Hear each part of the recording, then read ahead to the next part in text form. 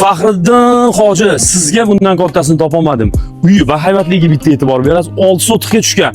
Kelgan manzil Sergeli xonobod bo'ladi, Beruniy mahalla bo'ladi. Mahallaning kengligi bitta e'tibor bering. 12 metr. 3 ta mashinani yonma-yon qo'yib qo'yish imkoniyatiga egasiz. Xonadon 6 sotix bo'ldi. Fasadda aytaman 15-60, ichkariga 39 bo'ladi. 6 ta xona, 2 ta hol, 2 ta sanuzul, letniy qishki oshxonalari. Kettuslar bilan bitta obzor ichkarida davom ettiraylik. Bismillah. Xonadonga kirishimiz bilan yo'lak qismiga bitta e'tibor bering, balandligiga bitta e'tibor bering. 2-3 ta mashinani joylash imkoniyati bor. Kiryapmiz, mana bitta tapchanli zona qilib qo'yishgan ekan. Holini ko'rsating, hurmatli operator. 6 sotix.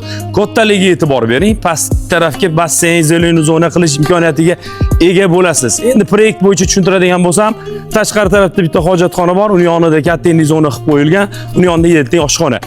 Zimniy oshxonamizga tashqari tarafdan ham kirish imkoniyatimiz bor.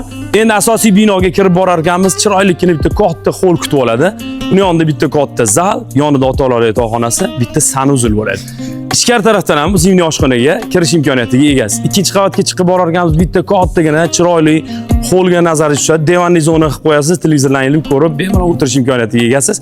Bitta o'g'il bolalar yotoqxonasi, bitta qiz bola yotoqxonasi, yana ota-onalar yotoqxonasi, bitta sanuzul bilan birga bo'ladi. Start 320 ming dollar baholadik, egan raqami qoladi. Telefon qilib talash tortish barakasini qilsanglar bo'ladi. Aytgancha, mebel texnikalarini egalari bilan kelishgan holatda suhbatlashingiz bo'ladi. Sog' bo'lasizlar, obuna bo'lishni eslatib